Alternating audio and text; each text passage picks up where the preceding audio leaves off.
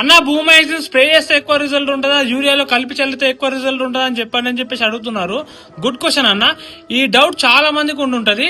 ఈ భూమైజిన్ అనేది ఇసుకలో గానీ, యూరియాలో గానీ, ఎటువంటి ఫర్టిలైజర్ లో గానీ కలిపి కింద చల్లితేనే రిజల్ట్ బాగుంటుందన్న.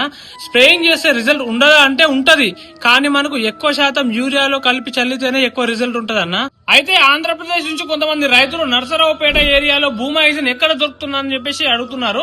అక్కడ చుట్టుపక్కల ఏరియా రైతులకు కూడా నరసరావుపేటలో స్టేషన్ రోడ్ పెట్రోల్ పంప్ ఎదురుగా గంగోత్రి భూమైజిన్ దొరుకుతుందన్న.